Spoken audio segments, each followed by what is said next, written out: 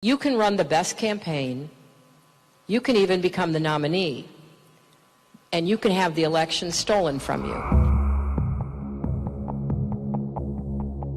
How can you win with Russian interference, though? That's what real I'm thing. scared about in 2020. But rightly. Because I think he's an illegitimate president that didn't really win. So how do you fight against that in 2020? You are absolutely right. He's an illegitimate president in my mind. Would you be my vice presidential candidate? Folks, look, I absolutely agree. Trump didn't actually win the election in 2016. He lost the election, and he was put into office because the Russians interfered. Trump knows he's an illegitimate president. The president-elect, although legally elected, is not legitimate. I don't see this president-elect as a legitimate president. You said you believe that Russia's interference altered the outcome of the election. I do. We have a president who, if in fact it is proven, has been assisted by the Russians and may in fact not be a legitimate president. The one thing that Trump is fearful of when it comes to his being president is that finally we will see how illegitimate his victory actually was. I have an objection. I object to the 15 votes from the state of North Carolina. I object because people are horrified. He's an illegitimate president. Do you believe Trump is a legitimate president? What I believe is that there's no question that the outcome of this election was affected by the Russian interference. There absolutely is a cloud of illegitimacy. So that legitimacy is in question, yes. So that was a very tainted election, and in that sense, it's illegitimate. Why do you think the president is going to such great lengths to essentially prove that he beat you? Because he knows he didn't. He knows he's an illegitimate president. Stolen emails, stolen drone, stolen election. Welcome to the world of unprecedented Trump. So do you believe President Trump is an illegitimate president? Based on what I just said, which I can't retract. The Russian attempt to have the election, and frankly, the FBI is weighing in on the election, I think makes his election illegitimate. There was a widespread understanding that this election was not on the level. We still don't know what really happened, Isaac. I mean, there's just a lot that I think will be revealed, history will discover, but you don't win by 3 million votes and have all this other shenanigan stuff going on and not come away with an idea like, whoa, something's not right here. The outcome of the election was affected by their interference, and now we need to know, to what degree, if any, the Trump campaign was actually in collusion with Russia. He knows he's an illegitimate president. So of course he's obsessed with me, and I believe that it's a guilty conscience. We actually won the last presidential election, folks. They stole the last presidential election. And Al Gore won that election. I think he won it anyway. Actually, I think I carried Florida. Bush versus Gore. A court took away a presidency. If all the votes were counted in Florida, that Al Gore would be president today and George Bush would be back in office. I come from Florida, where you and others participated in what I call the United States coup d'etat. There's no doubt in my mind that Al Gore was elected president. I rise to object to the fraudulent 25 Florida electoral votes. I must object because of the overwhelming evidence of official misconduct, deliberate fraud, and an attempt to suppress voter turnout. It is signed by myself on behalf of my diverse constituents and the millions of Americans who have been disenfranchised by Florida's inaccurate vote count. The Supreme Court, not the people of the United States, decided this election. Speaking to a Democratic group in Chicago Tuesday, he made it clear he thinks Al Gore was the winner. By the time it was over, our candidate had won the popular vote, and the only way they could win the election was to stop the voting in Florida. Catherine Harris,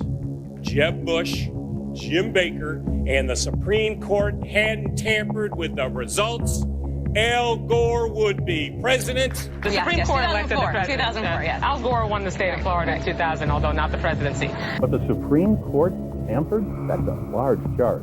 The Supreme Court stopped the counting of the votes, and if they'd let the count go on, Al Gore would have got the necessary votes. The Supreme Court selected George W. Bush as the president. He was not elected. There is overwhelming evidence that George W. Bush did not win this election. What I observed as a voter, as a citizen of Illinois 4 years ago, were troubling evidence of the fact that not every vote was being counted. I don't think that George W. Bush won the election in 2000 against Al Gore because I think he probably lost Florida and also that nationwide. If you invite me back on this show in about 8 weeks, I think you're going to learn that Al Gore actually did get all the votes there. The court has been thwarting formation of the popular will, the most spectacular example being Bush versus Gore, where the majority, by a 5-4 vote, enjoined the counting of more than 100,000 ballots in Florida and essentially gave America its first court-appointed president.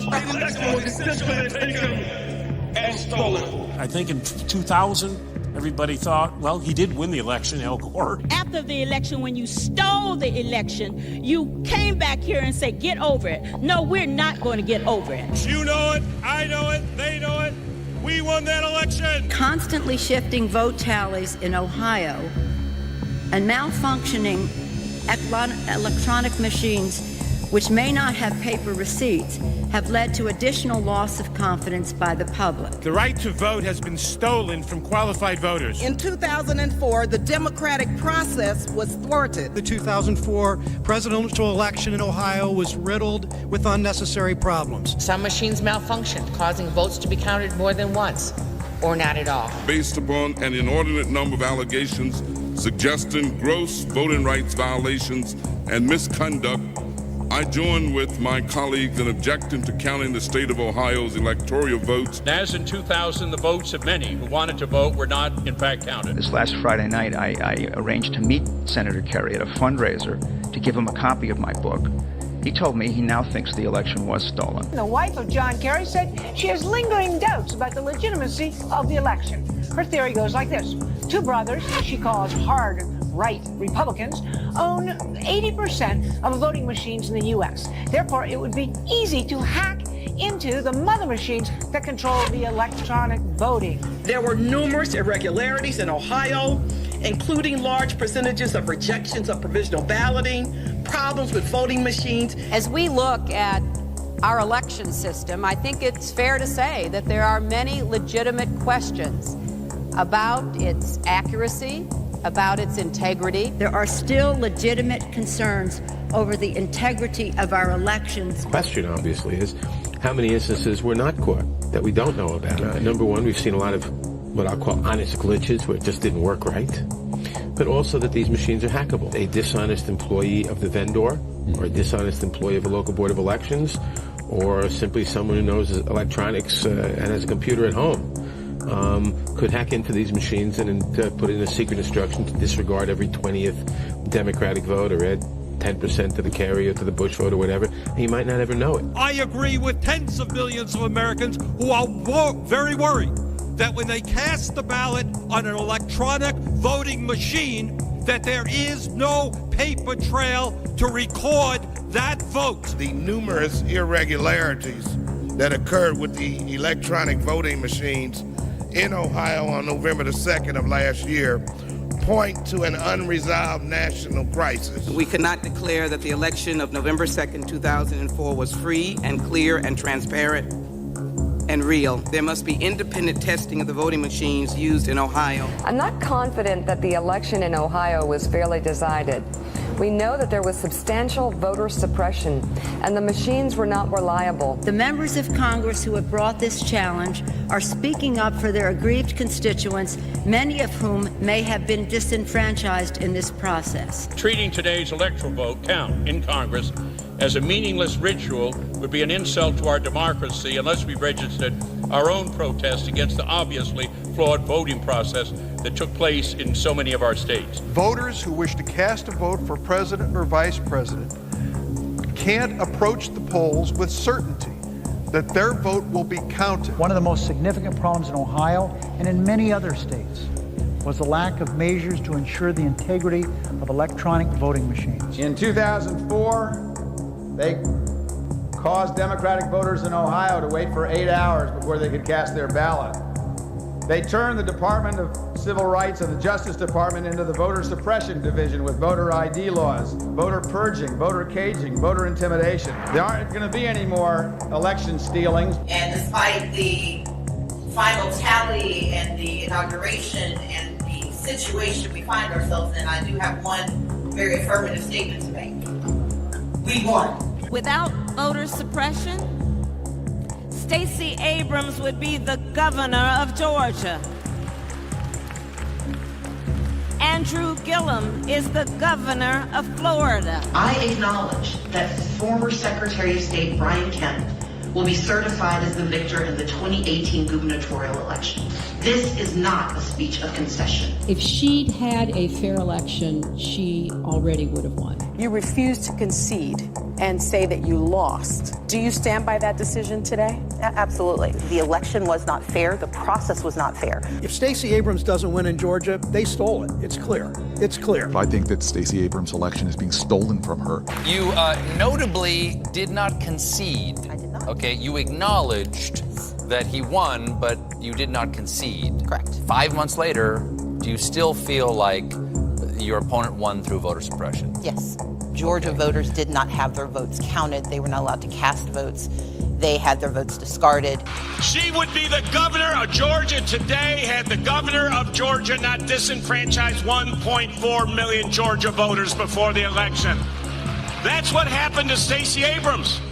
They took the votes away. Was the election in Georgia statewide a free and fair election? It was not a free and fair election. Reminder, she wrote, Brian Kemp stole the gubernatorial election from Georgians and Stacey Abrams. And it was not fair to those who filled out absentee ballots, and depending on the county you sent it to, it either was counted or not counted, assuming you received it in time. Brian Kemp oversaw for 8 years the systematic and systemic dismantling of our democracy, and that means there could not be free and fair elections in Georgia. It certainly gave the appearance of unfairness, and I think it was unfairness. Stacey ran a great campaign. She probably won. But will I say that this election was not tainted, was not a disinvestment and a disenfranchisement of thousands of voters? I will not say that. Candidates, both black and white, lost their races because they have been deprived of the votes they otherwise would have gotten. And the clearest example is from next door in Georgia. Stacey Abrams should be governor, leading that state right now. So you don't feel that you lost fair and square? I'm not saying it's going to be legit. It's the increase in the prospect of being illegitimate is a direct proportion to us not being able to get these reforms passed.